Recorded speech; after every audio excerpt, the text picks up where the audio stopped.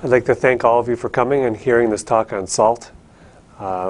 Salt's the most misunderstood nutrient out there. There's a lot of misinformation, a lot of falsehoods that are perpetuated about salt. We're taught from a young age that salt is bad for you and that the healthy people avoid salt. There's too much salt in our food, and salt is causing hypertension and heart disease and a whole host of other ailments. Well, I'm here to tell you that those are truly myths, and these myths are wrong. And we will talk about salt, and we'll particularly talk about what type of salt is good for you and what type of salt is bad for you. And once you understand the difference between refined salt and unrefined salt, you can make better choices in your diet and see the health benefits of ingesting the right kind of salt. So, my name is David Brownstein. I'm a holistic physician. I've been doing holistic medicine for over 15 years. Salt was one of the first natural items that I started using, and I saw the wonderful benefits of it immediately.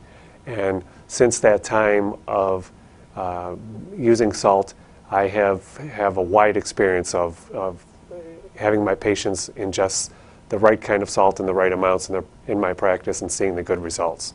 And I'll take you through some of that today. Now, this is my office, the Center for Holistic Medicine. These are some of the therapies that we do in my office.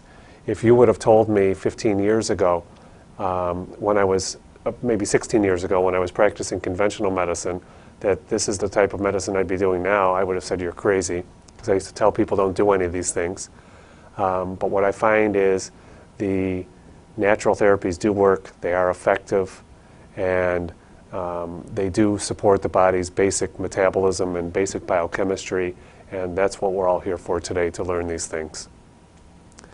So, before I start, I get accused from my conventional colleagues that many of these natural therapies that I say work are falsehoods, and there's no science behind them.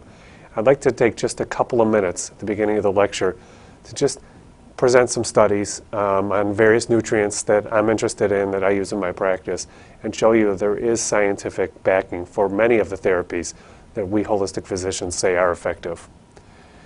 And this was a study that showed selenium had an inverse association with total cancer mortality, including lung, rectal, bladder, esophageal, and uterine cancer.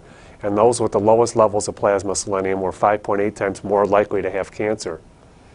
Now, in our area of the world, in the Midwest, we live in a selenium deficient area of the world. Most of my patients are selenium deficient, well over 90%. Selenium's a trace mineral, not found a lot in our food supply. And small supplements of selenium can have big differences in how people's thyroid functions, as well as this study shows in the relationship with cancer. Another study, 1,312 residents of the southeastern United States, their soil levels are some of the lowest selenium levels in the world. Selenium supplementation significantly decreased the total cancer incidence by 50%. Show me a drug that can give you those numbers without side effects and that costs pennies a day. Lung cancer, 48% decline. Prostate cancer, 63% decline. Colorectal cancer, 58% decline. No drug can make those claims without side effects, and that is as cheap as selenium. 33,737 participants in this study looking at selenium and prostate cancer. 6 years, they looked at toenail selenium levels. What the researchers found was that those with the highest levels of selenium had a 65% reduced risk of getting prostate cancer. Again, no drug can make those claims, and this natural item costs pennies a day to take. How about folate and hypertension? Compared to women who consumed less than 200 micrograms a day of folic acid, those who consumed at least 1 milligram a day had a 46% decreased risk of developing hypertension. Let's move on to vitamin B6 and colorectal cancer. 61,000 women followed for 15 years. Women with the lowest B6 intake had a 72% increased risk of colorectal cancer. We know that B6 is essential for DNA synthesis, repair, and methylation. Again, no drug can make these claims. These are all cited studies. I've got the citations on my slides from the peer-reviewed literature. And I just bring a few of these forward to you to prove that there are scientific studies backing up what we holistic physicians say is true. And We need to be using items that support the body's basic metabolic functions, not using drugs that block enzymes and poison receptors in the body. How about melatonin? 40 subjects. They looked at irritable bowel syndrome and sleep disturbances, and 3 milligrams of melatonin were given to a control group, and there was a placebo group. There was a 40% improvement in abdominal pain in the melatonin group. Magnesium deficiency, which is rampant across the entire United States. Magnesium deficiency is one of the most common deficiencies I see in my patients. 24 obese non-diabetic children compared to 24 lean non-diabetic children. Children with lower magnesium intake had significantly higher levels of fasting insulin and insulin resistance. We have an obesity epidemic going on in our country right now. Over 50% of adults are, nearly 50% of adults are considered obese.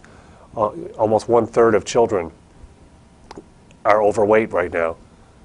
And they're magnesium deficient. And unless we correct these nutrient deficiencies, obesity and insulin resistance and diabetes is extremely difficult to treat. These people don't have drug deficiency syndromes. They have nutrient deficiency syndromes.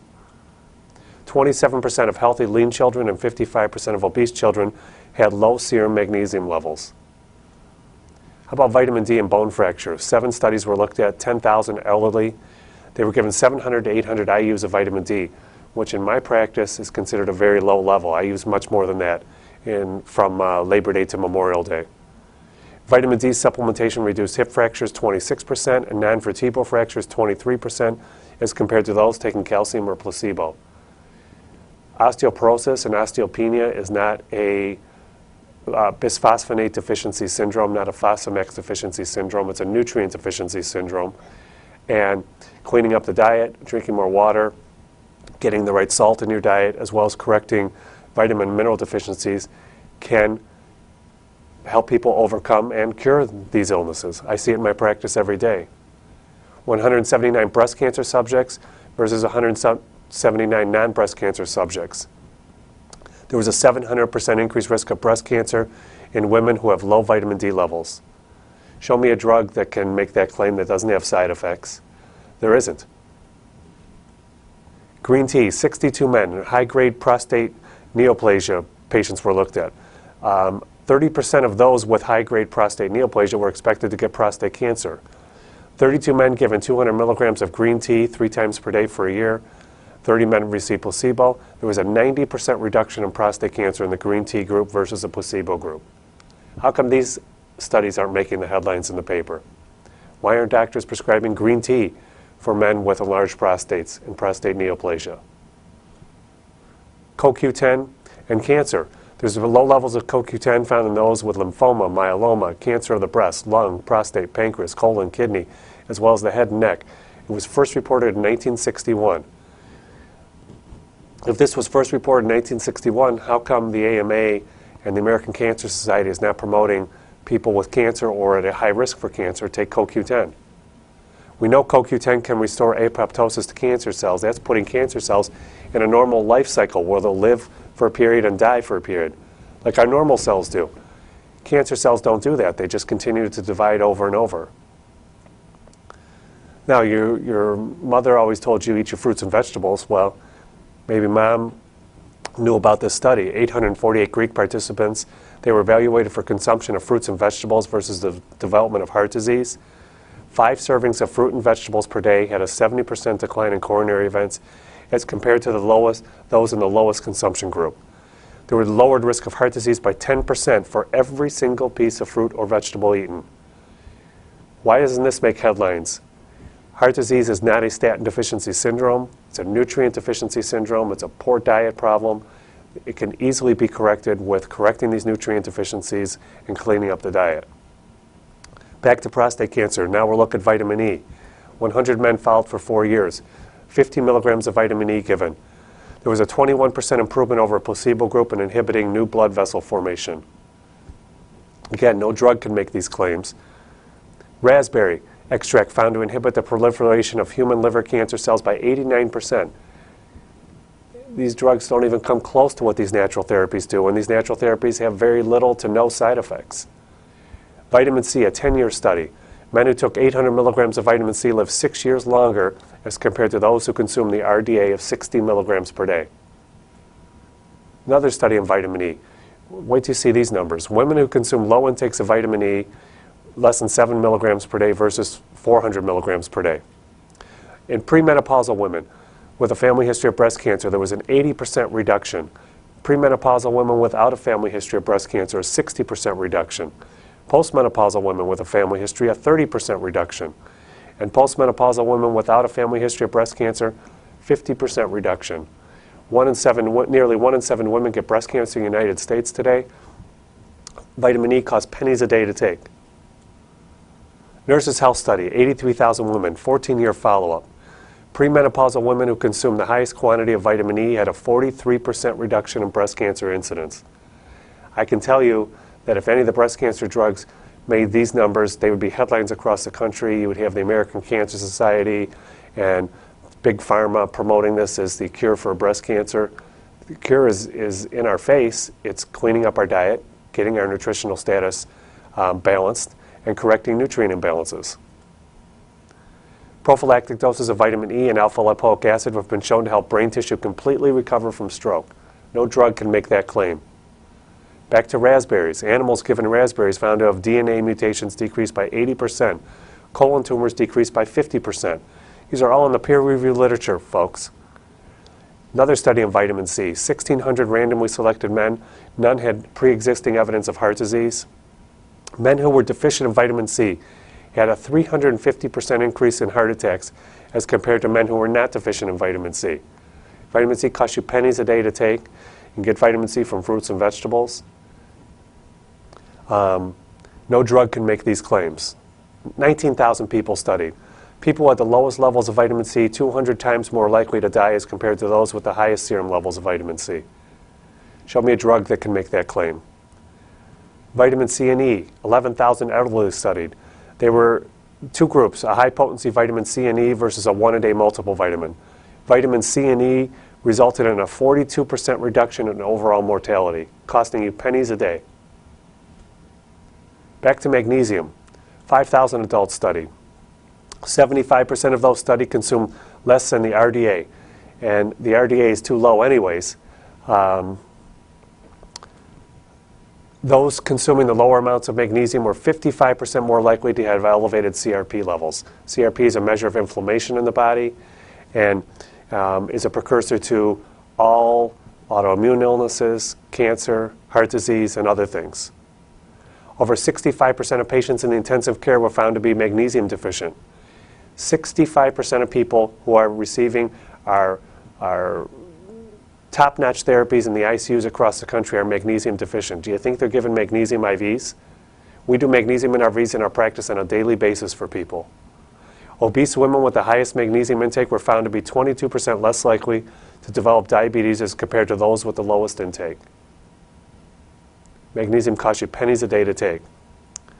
This study, 14.8 years of follow-up, they were estimating the magnesium intake, 911,000 person years of follow-up. Women with the highest intake of magnesium as compared to women with the lowest intake of magnesium had a 41% decrease in colorectal cancer, 44% decrease in colon cancer, 55% decrease in rectal cancer. Again, show me a drug that can make those claims. Vitamin D inhibits, we know vitamin D inhibits tumor cell growth, and it promotes cancer cell death. That's been shown in the literature.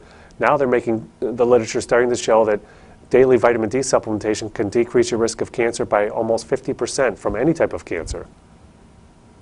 Folate and hypertension, compared to women who consume less than 200 micrograms of folic acid, those who consumed at least 1 milligram a day had a 46% decreased risk of developing hypertension.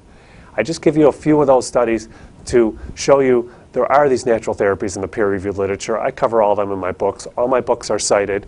So don't let people tell you or physicians tell you that this is a placebo effect and there's no science to back it up. It's there if they'll look at it.